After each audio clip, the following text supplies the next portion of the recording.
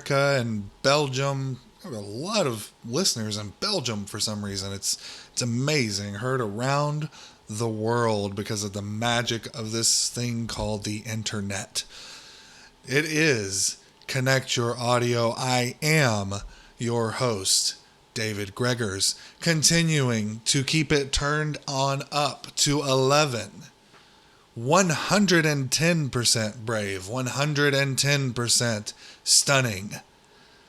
Never ever letting it rest. Maybe one day, maybe after January of 20th, maybe I can dial it back down to just being 100% stunning and brave. But for right now, the 110% is what is required of me. And so I will happily provide that to you. No extra cost. This is a benefit that you get for free as part of your podcast subscription here. And so just enjoy the benefits. And at some point, I will dial it back and you will have to enjoy it because you have no choice. So yesterday's show was a big old dose of reality. And I hope that you understood the spirit with which I was delivering the news that I do not believe that Donald Trump is going to be elected or inaugurated on January 20th. And I've been taking this news to Twitter and to social media and to you, my listeners, as we go through here. And I feel in a certain way that it's almost like suicidal, because here I am trying to build this audience, trying to build this following as a conservative podcaster, and I am going out against my very people, telling them things that they do not want to hear. But as I said yesterday, if I get 0 listeners, at least I'm telling the truth. At least I've done my part. My conscience will be satisfied. And so, continuing today on that theme, I want to look forward. I don't want to try now to imagine what a Donald Trump presidency might look like in the second term or in a term in 2024. We've done all that. I don't want to imagine what a Biden presidency is going to look like. We've done all that. What I feel from you, my brave and willing and stunning listeners, is a need for solutions. Okay? I understand. I want solutions too. So I want to explore this. And so we're going to do a little bit of a post-mortem on Donald Trump, on Donald Trump's presidency, on Donald Trump's campaign more specifically. We're going to do a post-mortem, and we're going to talk about how we can do things going forward that will improve us. And I want to start with one stunning and not so brave statistic, but you've got to be brave to hear it. Going back to 1988, the Republicans have lost the popular vote in the presidential election in all but 2 of the presidential elections since 1988. There were 9 presidential elections, including 1988, from 1988 to 2020, and the Republicans have lost the popular vote in all but 2 of them. In 1988, when George H.W. Bush beat Michael Dukakis, and in 2004, when George W. Bush eked out a win over John Kerry. This is not a good record. Now, people say, David, the popular vote doesn't matter. It doesn't matter. What matters is the Electoral College. I totally agree. I'm a firm believer in the Electoral College. I don't think it needs to go away. I don't think it needs to be abolished. I think it's a very, very brilliant idea that keeps our country well represented and safe in such a way that no one area is deciding the direction of the country. I get it. I like the Electoral College, even though people say it's anti-democratic. I like the Senate, even though people say it's anti-democratic. I believe the Senate needs to be returned back to its original state.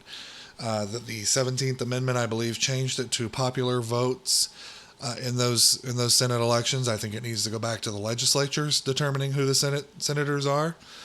I think that's the way it was designed to work, and I think that would work more more efficiently and much better than it does now. But the popular vote for the presidency has one important, I think, indicator in it. And that indicator is the overall perception of a presidential candidate in the country. Now, we all know that the left controls the media. We all know that the left controls all of the major institutions in our country. And so we all know that it's difficult for a Republican to win a popular vote with those conditions in place. However, what I notice is that our country is increasingly more national focused than state focused. In other words, people in Georgia are less likely to vote for president based on their own personal interests of things that are important in Georgia in comparison to people in, say, Iowa who are voting for president for presumably different reasons. Actually, the reasons are now merged, and the people in Iowa and the people in Georgia are voting for the president for the same reasons. So when you have elections being nationalized like this, you no longer have 50 individual state presidential elections in which the people of Georgia come together and figure out which presidential candidate is going to best serve Savannah and Atlanta and Albany and all of these places. You have people who are making their decisions based on similar circumstances as those people in California. And of course, they're going to come up with much, much different results. And so it becomes difficult when you have a nationalized election like that. It is a national election, but it's designed to be 50 individual state elections for president. And it becomes difficult to operate. So in other words, when you win an electoral college victory, that's like a technical knockout, right? When you get a technical knockout in boxing, really what they're saying is you've landed more punches than the other guy, right? You've landed more punches than the other guy, and something is, because of this, presumably the other guy is unable to continue. But really and truly, when you're fighting somebody, what you want is the knockout, right? That's what's satisfying. That's what makes you a legendary fighter, is if you can get into the ring and you can pop somebody in the face and knock them out in 30 seconds. That's what makes you Mike Tyson. That's what makes you world famous for what you do, is being able to actually knock people out. And Republicans have been completely unable to get an actual knockout, except for 1988 and 2004. What Republicans have gotten is a bunch of technical knockouts. We've gotten, well, not even a bunch, really, just George W. Bush won the Electoral College, lost the popular vote in 2000. Donald Trump won the Electoral College and lost the popular vote in 2016. And so the bottom line with all of this is that when you're doing that, when you're coming into office with only about 49% of the American people behind you, there is this feeling that among people who don't understand the logic, and you've got to understand, this is the mass of people, this is the most people out there who don't understand the logic of 51% of the American people voting for one thing and losing. And we can say, well, this is a failure of the education system. We can say this is a failure of civics education or the colleges or whatever. You're absolutely right. It is all of those things. It is a poor understanding of our constitutional process. But we have to meet the people where they are. Okay, we can fix the educational system, but we're not going to see. In other words, we can fix the civics education and make students understand why the Electoral College exists. We can make them understand and believe it and actually embrace it. But we're not going to see the actual benefits of that until 20, 30 years down the road. It's not going to do us any good. Not only that, but we're not actually going to be able to fix it in that time. So I sat down and I started thinking about this idea of meeting people where they are. And this is really kind of a therapeutic concept. In other words, if you go to a therapist and and start explaining your problems to the therapist is going to attempt to help you by meeting you where you are. And so what does that mean? So if you go into his office, into a therapist's office, and you say, "Doc, I'm going to kill myself," and the doc says, "Well, why? Why would you? What's wrong? What do you think is so bad that you would want to kill yourself?" And you say, "Doc, I didn't win the lottery yesterday." Well, do you need money? Is that the problem? No, I'm just a born loser, and I'm not going to win the lottery. Well, obviously, this is a stupid reason to kill yourself.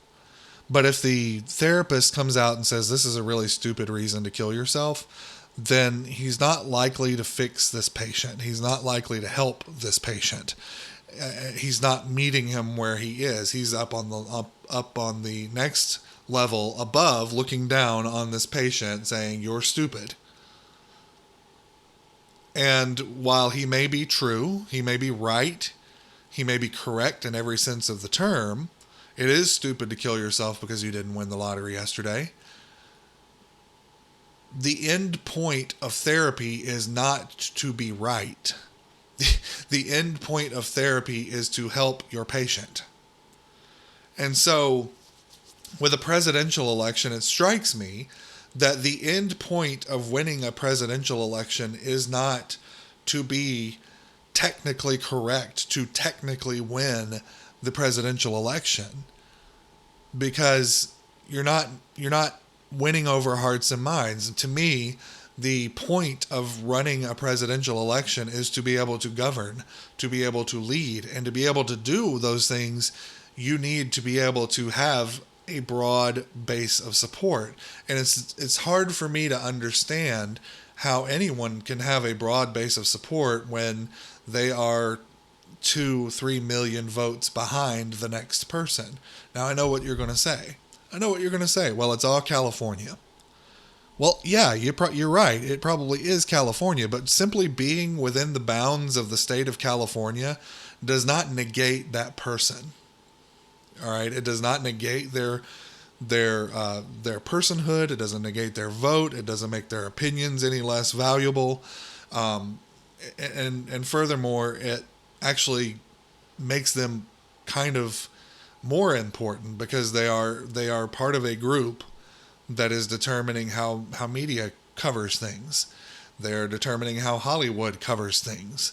They're out on social media just like you and I, out there saying things. That's 3 million voices. That's not a number. That's a lot of people. That is a lot of people who did not vote for you when you ran and you lost the electoral college, or you won the electoral college but you lost the popular vote. And so all of these people who are saying that Donald Trump should do what it takes to be elected or to be inaugurated on January 20th of 2021 are missing a basic point. You're missing a basic point, is that the numbers tell us that Joe Biden got between 7 and 8 million more popular votes than Donald Trump did. And even if Donald Trump were able to overturn the elections where we think that there were some shenanigans, even if he were able to do those things, he would still be looking at an 8 million vote deficit. Oh, well, David, there's no way 8 million more people voted for for Joe Biden than they did for Donald Trump. Look at the rallies. All right. I understand what you're saying. And I've used this logic myself. Look at the rallies. Look at the enthusiasm behind Donald Trump. Look at all of the I mean, how can Joe Biden get more votes than Donald Trump when he's just sitting in his basement all the time? So I want to play a little bit of a thought experiment with you guys, all right? I want you to imagine that there was no voter fraud, that there were no irregularities. Poll watchers from both parties sat and watched every vote counted. I want you to imagine that is the reality. Now you are meeting them where they are. So now that we're imagining this, how would Joe Biden get to 80 million votes? How would Joe Biden beat Donald Trump by 7 or 8 million votes in the popular vote.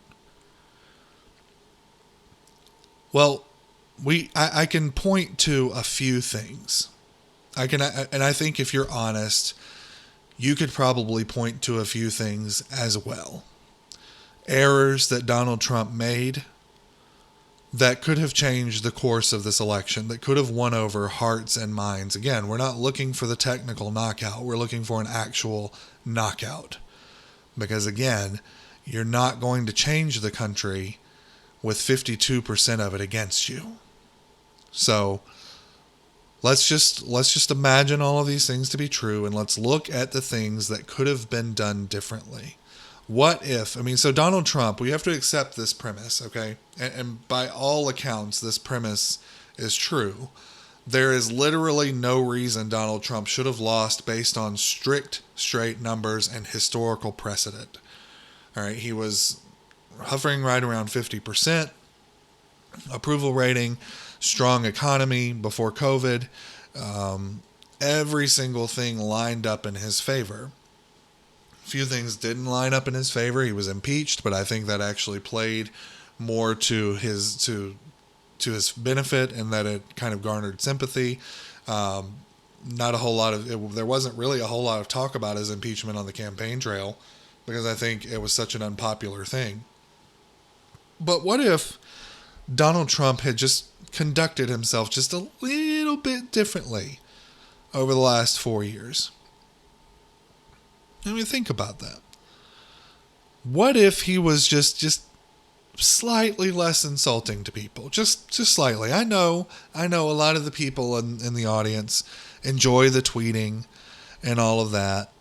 I don't think there's anything wrong with saying crooked Hillary. She kind of earns that title.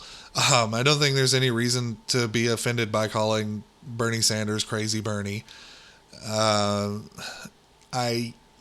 I'm a little bit uncomfortable with the suggestion, some of the ways that he says things. For instance, in regard to Ilhan Omar saying that she should go back to her country and fix her problems there. I understand what he was saying, but it to me was a bit of an unforced error in that he just doesn't say things in a very artful way.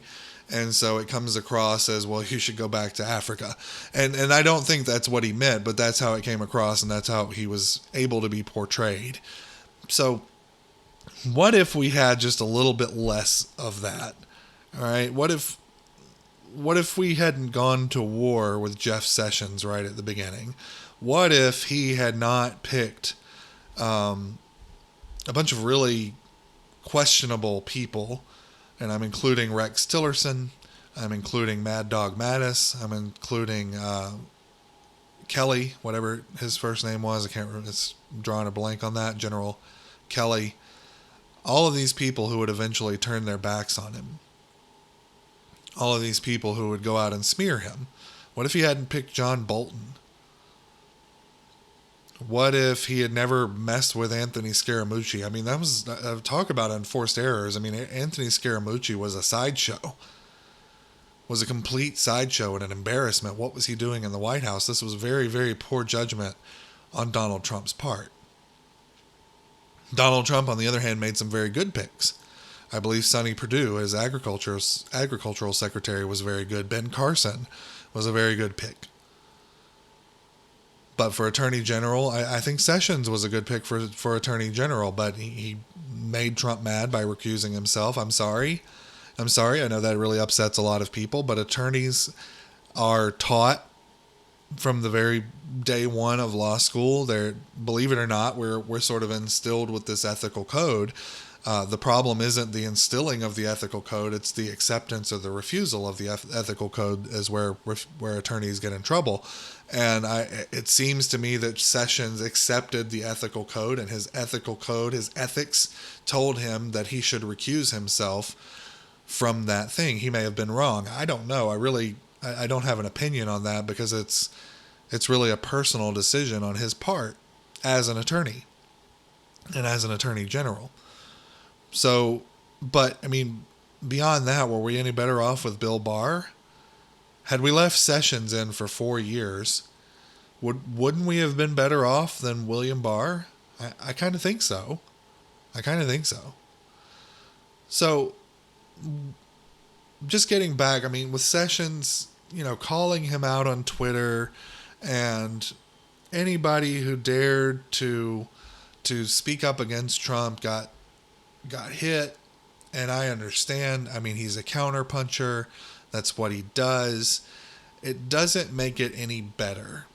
Okay? If you're a Trump supporter, and let's talk about Jeff Sessions. Like, you like Jeff Sessions. You like the idea that Jeff Sessions was on the Trump train really early on. He wasn't one of these people who were saying that Trump was a charlatan. Jeff Sessions was a true believer in Donald Trump. He was a true believer in building the wall. He was a true believer in the immigration policies.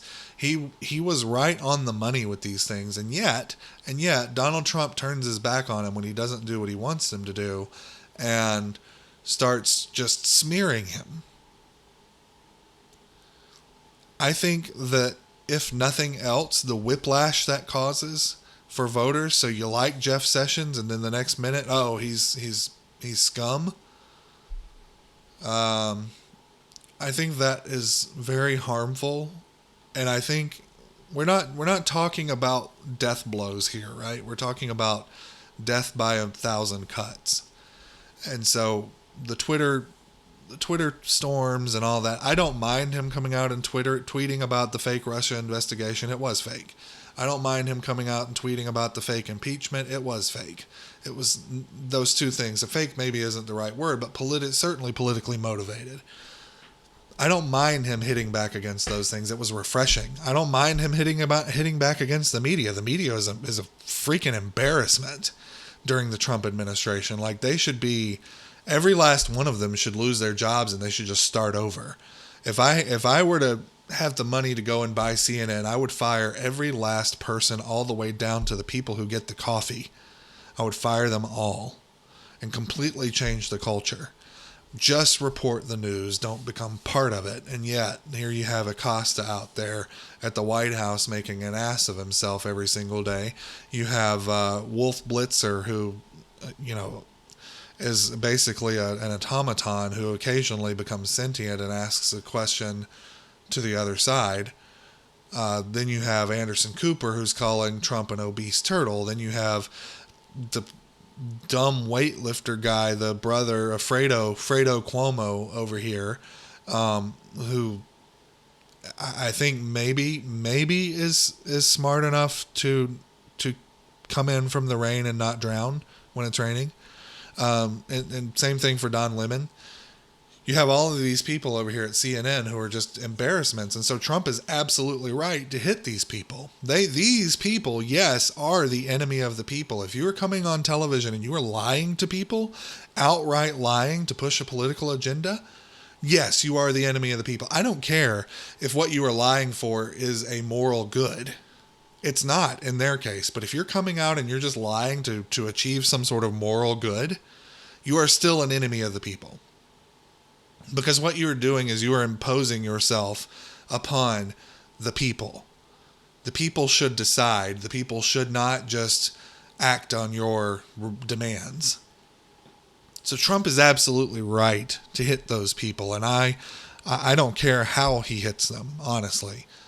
You tweet at them, call them fake news right to their faces, put them underneath the freaking helicopter to where nobody can hear them. I don't care. They're human debris and they should be treated as such. What was the difference between Trump and Obama? Obama thought the same thing about them, but he thought that way about them for a completely different reason. He thought that way about them because he saw how they fawned over him and how dishonest they were in support of him and how just in awe of him, and they were treating him like he was Elvis. And so they're flunkies, they're peons. He thought the same things about them. They just were not adversarial to him. Had they become adversarial to them, Obama would not have spoken to them. And he pretty much didn't. I mean, Obama was not the most open president with the press. Trump was very open with the press. And they don't like that. In fact, I saw a tweet over the weekend, not to wander too far off of course here, but I saw a tweet over the weekend where a reporter was saying that, I think it may have been Katie Tur, but I could be wrong, was saying that Joe Biden avoided a question and how nice it was to not be lied to. And I'm just like, wait, hold on a second. First of all, I don't believe the lying part. I've never bought the 20,000 Trump lies or whatever, this running count of things that they, 99% of the things they said he was lying about were just, could be boiled down to opinions. But nevertheless, how is it better for Joe Biden to avoid questions than to say something you consider to be a lie? I mean, have we not heard of a lie of omission? Hey, Joe, what about Hunter getting payoffs from Ukraine? You're met with silence. Or, I'm not going to talk about that. How is that better? How is that better? But beyond that, the media deserves what they get from Trump. They deserve actually a lot worse than what they get for Trump.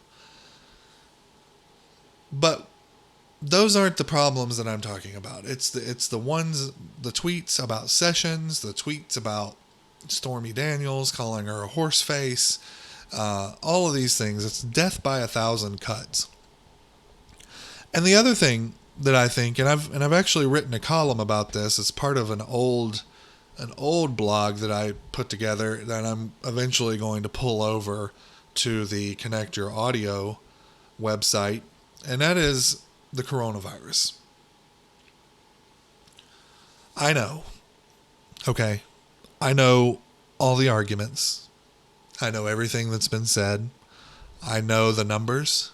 I know the doubts that people have on our side.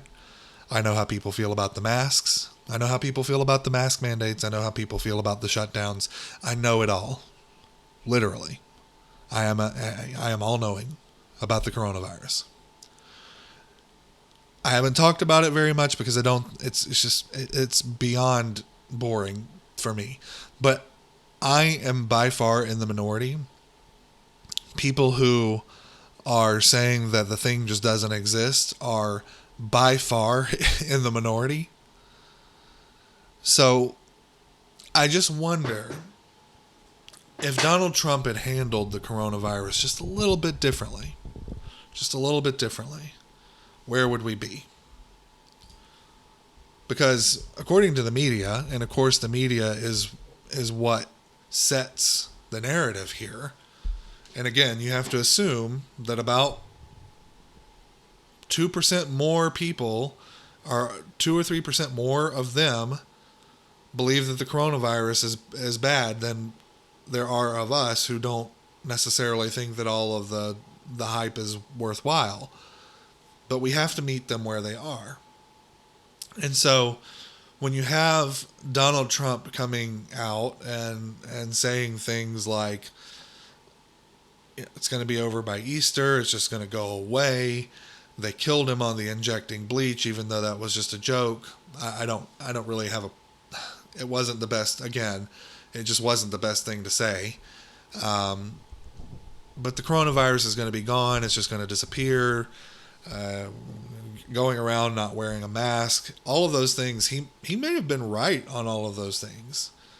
In fact, I'm kind of the belief that we should just, that maybe we should have just gone on about our lives and, wear a mask if you want to, let people know the safety risks and the safety advantages of both sides. But the whole coronavirus thing became a political issue, and Trump did his best to resist falling into that. So he started with the 14 days to flatten the curve, and I think that was probably a mistake. And he never really recovered from it, in my view. Because from that point on, it was Trump being optimistic, Trump being a guy who's trying to get the country not to fall into a pit of despair over this coronavirus, trying to get them not to be afraid. And yet it leaves you wide open. Strategically, it leaves you wide open for these death counts to keep going up, for Joe Biden to say things like 1 out of every 4 people who are supposed to be at your table aren't there anymore, They go out and he's saying 250 million people have died when it was actually 250,000. People don't. You need to understand and this is why political scientists and messaging people are so highly paid, because it's like when you send out a tweet. If I send out a tweet to my followers, or let's talk about somebody who's got more followers. Let's talk about Trump. Let's say Donald Trump sent out a tweet and said, the Chinese have just fired a nuclear weapon at us. That gets seen, tweeted, retweeted, quote tweeted over and over and over and over and over again. And then in 20 minutes he says, oh, just kidding, it really wasn't happening. So that one doesn't get as many retweets. Right? So the original one is the one that does the damage. The original one, the original tweets always get like 3-4 times the number of shares as the corrections that come afterwards. So it's vitally important, even if you're joking. And I do it. I joke around. I say things facetiously, and I'm not a politician. So when I say something, it's not going to end up on a headline somewhere. But when Donald Trump says, oh, maybe you could just inject some bleach, he's saying it as a joke, but it becomes the headline. So I think that he could have done better with the coronavirus. Don't resist wearing the mask. Just wear it. I mean, when Fauci started saying wear the mask, even though he said at first he told people not to do it, and then he came out later and lied about it. Once the story becomes that the mask is the thing, voluntarily start wearing it. You can oppose the mask mandates. That's fine. But just as president, the optics of that in terms of trying to get, because again, I think that the number of people for whom the mask is a killer in terms of the political opinion, I think it's a very narrow population, but I think that more people exist on the side of the mask is a good idea than exist on the side of the mask is actually a symbolic gag. I actually think very few people think the symbolic gag thing. Even if they say it, I think there are very few people who are actually willing to openly resist it in the name of it being a gag, a symbolic gag. Because again, we're not just talking about MAGA country in Florida, Georgia. We have to consider California. We do. We have to consider Washington and Oregon and Michigan and Illinois and New York and Maryland and Massachusetts, all of these blue states with a lot of people. We have to consider what they think. And we're not talking about being right. We're talking about winning hearts and minds and meeting people where they are. People were truly scared of this coronavirus when it first came out. I was actually a little nervous about it too. As time has gone on, I'm less concerned about it, but there are some reasons that I think that we need to be concerned about it going forward. And for me, the biggest thing isn't the fatality rate. I'm not so concerned about that. What I'm concerned about is that this virus, we've only really known about it. China knew about it about this time last year, so they've really only known about it a year. They're not really sharing a whole lot of information with us. Really and truly, the United States has really only had hands-on since about February of last year, so only about a year. And we don't really know what the long-term effects are. We know that people are having long-term effects from this disease, but we don't really know what they are. And so that's or why they're doing that, or if they ever recover, or if their immunity carries over for any longer than just a few months. Is it permanent immunity? We don't know, which is why we don't know if the vaccines are going to do. Why don't we know? Because we just haven't had enough time. We just haven't had enough time with this disease. And that's nobody's fault. It's not Trump's fault. Certainly. But those are that is what I mean when I say we have to meet people where they are. And so the final thing I want to look at is what I think was actually the death knell of the Trump campaign. I personally downplayed it because I was I was in a little bit of denial. I'm gonna own it. I was in a little bit of denial. But that first debate performance for Donald Trump was a disaster. It was an absolute disaster. He went in with a very clear strategy, and that was based upon an assumption that Joe Biden was barely alive and could not put a sentence together and could not complete a thought, and if he just knocked him off just a little bit, that Joe Biden would step in it and it would be over. So Trump went in after him trying to knock him off. And yes, Biden technically was the first to interrupt, but that opened the floodgates for Trump to behave in such a way that it was off-putting for many, many people. And so Trump went in and he's really bullying. I mean, that's how people see it. Bullying Biden, who's got a history of speech difficulties. He was a stutterer when he grew up. He's had 2 strokes. He's almost 80. These are things that Biden can't really help. It may raise the question, should he be running for president? But again, we're talking about appealing to very top level, at the minimal amount of focus on a presidential campaign. Maybe they don't even pay attention to what's going on with the executive branch, except for when one of these debates comes up. And that becomes the headline. That becomes the thing, is that Trump bullies this guy, old Uncle Joe, everybody likes and has $1 million smile. And that's how people see this when they're looking at it from 50,000 feet. And so Trump's strategy here was a poor one. And I'm so sick. And I guess the biggest thing that I'm happy about at the end of the Trump administration is hopefully the death of this 4 or 5D, depending on where you are, 4 or 5D chess thing that people say Trump is doing. Yes, I believe he's got some good strategy. He's got some very good gut instincts, and there is some overlap in the business world of New York City real estate and Washington politics. I think it's both are bruising, both are difficult. You're throwing bows the whole time. I think that's why he was able to do well in Washington politics. However, sometimes he screws up. And at this first debate, he really, really screwed up. And to the point where Joe Biden literally told him to shut up. And Biden was seen in a positive light for doing this. This is how bad Donald Trump did in that first debate.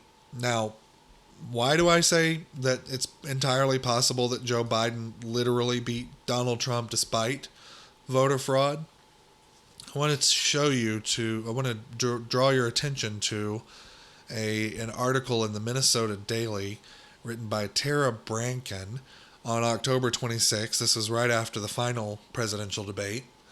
And she says that more than 58 million people had already cast their votes for the 2020 presidential election by the time of the last debate. 58 million. That is an increase from 2016, where only 29 million had voted prior to Election Day. So what you have is 58 million people who voted with coronavirus on their mind. They voted with that first presidential debate on their mind. They voted with Trump, who appears to have downplayed the virus, certainly downplayed mask wearing, and ended up getting coronavirus like 2 days after the debate. Downplaying all of these things, this is what voters went into the voting booth. Those 58 million voters went into the voting booth or sent their absentee or mail-in ballots in with that on their mind. Trump was hammered over that first debate, to the point where even people like Rush Limbaugh were saying, and I believe it too, but even people on our side were disappointed at the way Trump did it. I mean, he should have tried his strategy for about the first 5 minutes, and once it was clear he wasn't going to knock Biden off, just be done with it. Because here's the thing, that's another flaw of the 5D, 4D chess, is that it should have been fairly clear within the first 5 minutes that Biden was not as impaired as people think he is. He might not have been able to last for 2 hours, but he was able to get through a full 90-minute debate and did okay. I said at the time Trump won on substance, and I still say that Trump won on substance that debate.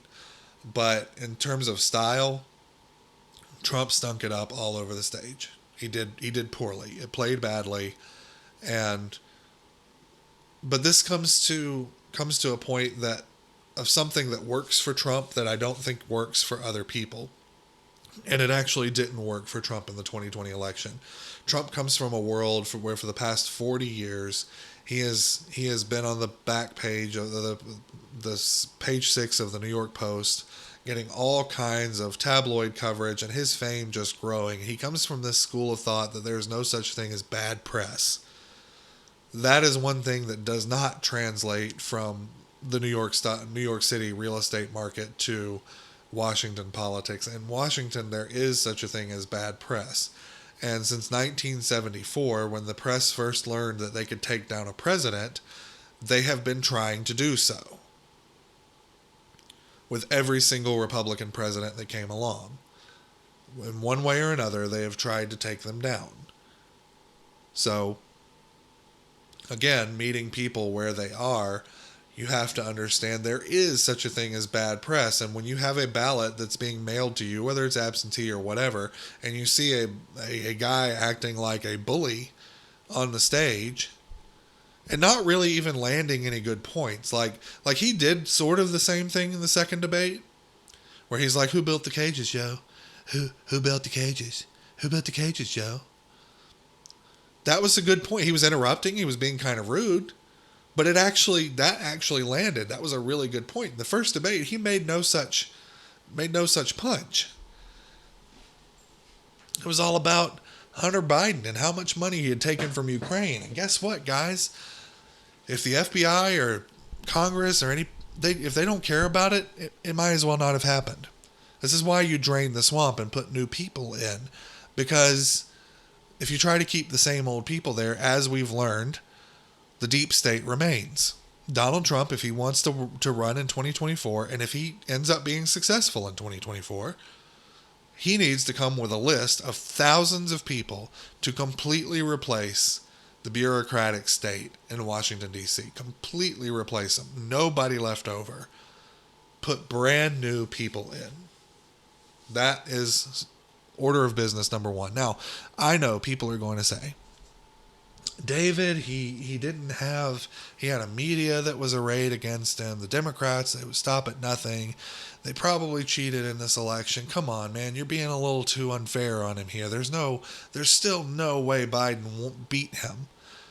What I'm saying is that there is a way that Biden beat him. I'm saying there's enough tactical errors on Trump's part that Biden could have beat him. If you were talking about just on election day, because there was a lot of stories right after that second debate where Trump did much, much better.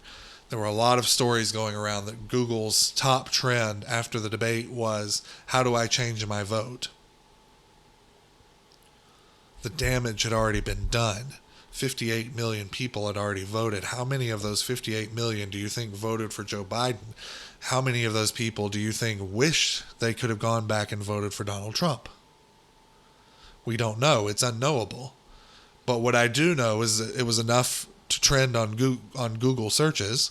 And what I believe very strongly is that in the few places where you actually can go and change your vote, I believe very strongly that very few people actually did, because there was a lot of belief. The majorities of 49 out of 50 of the states, a majority of the people believed that Donald Trump was going to win the election anyway. So even if they wanted to change their vote, they probably would have said, nah, he's going to win anyway. I don't need to. I'm just one vote. How do I know this? I mean, how many of you sitting out here right now listening to this have in your lifetime sat with a driver's license that had your old address on it and you just didn't change it until it became absolutely necessary? Why? Because you didn't want to go to the DMV and do what you needed to do to change your driver's license, even though it's the law, even though you knew you should have done it. You're not going to do it until it becomes an absolute necessity. Many of you. So I can only imagine that there were a number of those people making that Google search who said, he's going to win. My vote isn't going to change anything. I'm just telling you. It's a strong. This is not a weak imperative that people have. It matters if you look like you're bullying somebody who can't help the way they are. Like if you're trying, and it's even worse. It was almost a little bit worse what Trump was doing, because he was trying to knock him off, and it was very, very obvious that he was trying to knock it off. And Biden not only came off as sympathetic, but he also came off as a kind of a winner because he didn't let him knock it off. Now look, as I said, Trump won on points. On substance, Trump won because Biden has no substance. He really wasn't running on very many ideas, but it sounded like he was, and he was sympathetic, and Joe Biden is a known quantity, and people, for better or worse, can I imagine that 80 million people would come out and vote for Donald Trump or vote for Joe Biden? Yes, I can imagine that. Can I imagine there was a lot of fraud? Can I imagine there was some ballot box stuffing? Yes, I can certainly imagine that too. But what we're dealing with here, the way history is going to write all of this stuff, and this is an important point. The way history is going to write the story, if Donald Trump flips 3 states, the 3 states that he needs to flip, or to get new sets of electors appointed so that he wins and is inaugurated on January 20th, the way the history book's going to portray that is that Joe Biden won the popular vote, but Trump flipped states on the basis of voter fraud allegations. He hasn't proved any of these things, and I think he knows all of this. I think he knows all of this. I think that at first he was probably in some denial. But right now, he's just kind of like I am. Let's see what the Supreme Court says, but I don't think it's going to happen. And focusing more now on 2024. He's already He's the kind of guy that once he starts speaking about it, it's real in his head. And he's already reportedly said a couple of times, 2024. So it's a tough reality. And I hate it. I do. I hate it for Donald Trump because I think that if anybody deserved a second term, it's Donald Trump. Certainly not George W. Bush. Certainly not Barack Obama. Certainly not Bill Clinton. Maybe a little bit more on Clinton, but probably not. If anybody deserved a second term, Donald Trump did, because Donald Trump was a very, very good president. And I can see enough errors, unforced errors, that at least Biden was able to win. That at least it was always going to be a close election, because people are willing to accept Trump for who he is, and they're willing to accept that he's going to say things that are mean and rude, and that's kind of on brand for him. People are willing to accept that about him, but particularly with the coronavirus, they're not willing to accept him being wrong about things, about taking it lightly. Even though I personally think he handled the coronavirus very, very well, I think that he handled it exactly the way a president should in terms of he was perfectly federalist about it. But people don't look at it that way. People look at him taking it lightly, and that he caught it, and even after he caught it, he was still kind of downplaying it. People look at his debate performance as he wasn't just being a tough New York businessman. He was trying to get Biden to step in it, whereas he should have just let Biden step in it. Biden would have done it on his own. If Trump would have stopped interrupting him and just let him talk, let Biden just kind of talk, the way that the 20 or so Democrats did in all the Democrat debates before, he would eventually run out of things to say, or he would step in it somewhere, and the damage would have been done, and Trump would have just been looking like he was making a case, not like he was trying to bully the guy. So where do we go? Where do we go from here? What What is the answer?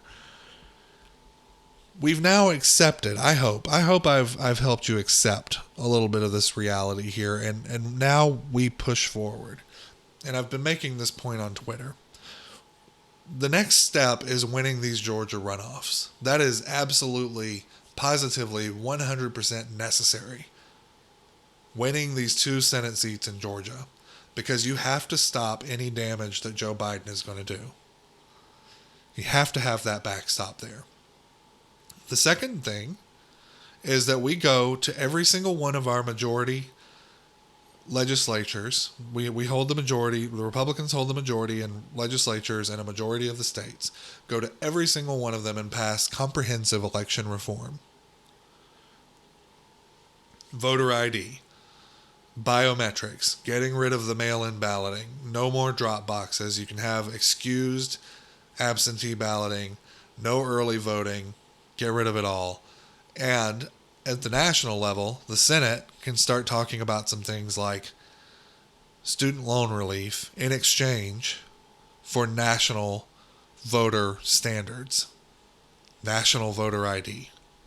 These are the things that if we have the Senate, we can accomplish these things. Make sure this doesn't happen anymore. Get rid of the voting computers. Get rid of all of the stuff, all of the weak links that we've seen that can come up in these things. Get rid of it all.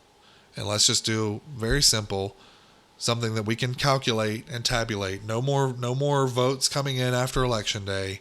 If they're not here on the day of the election, they don't get counted. Period.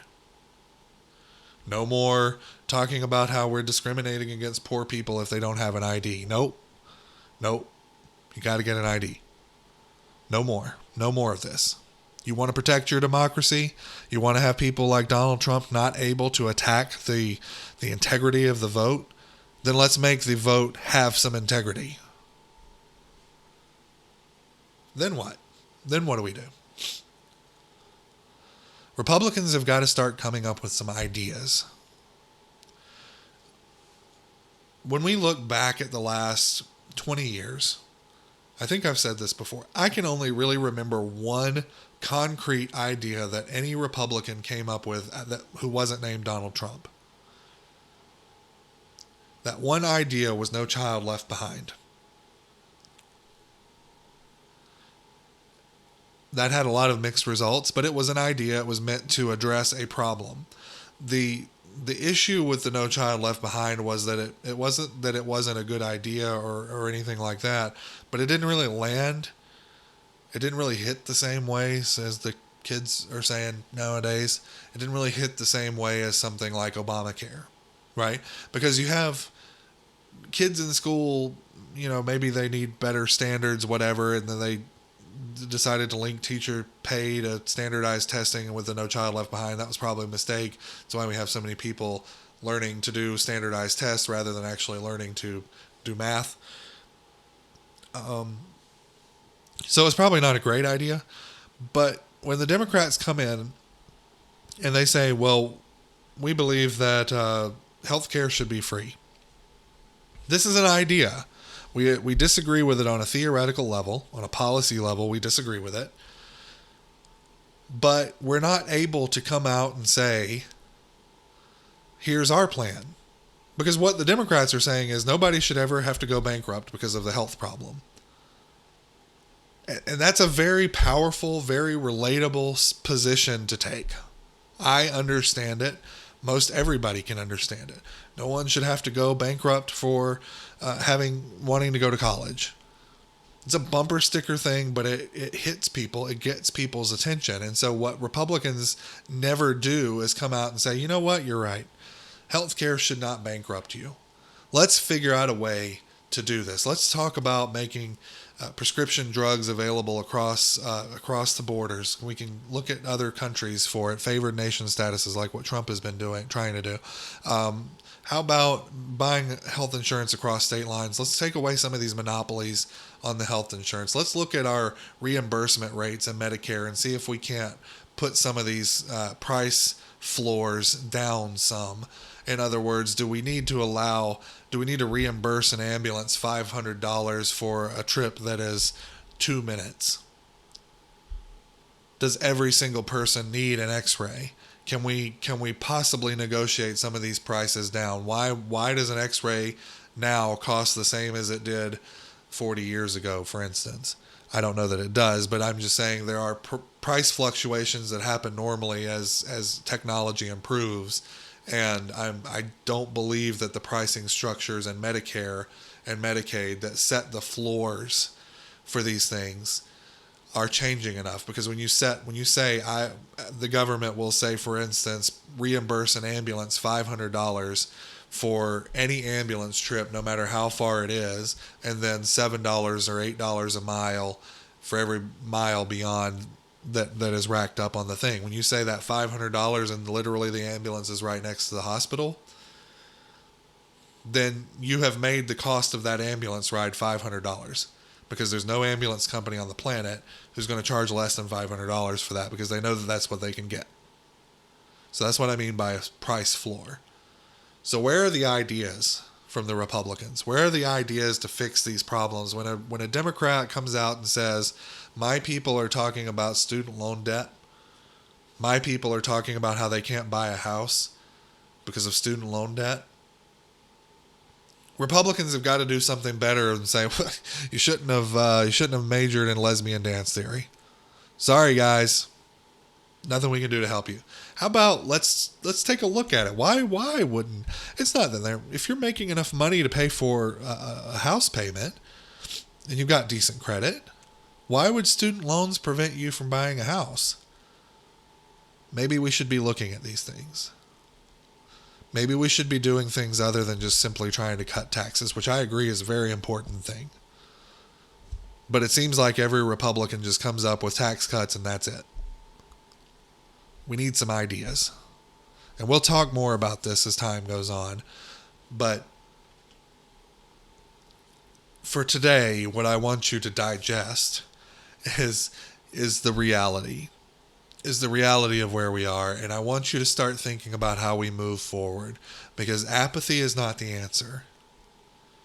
Apathy is not the answer. What is the answer is fighting at the elections, fighting at the ballot boxes, fighting for election integrity, fighting for people that you believe in. If you don't think that the Republicans now are courageous enough to have your vote, that is perfectly legitimate.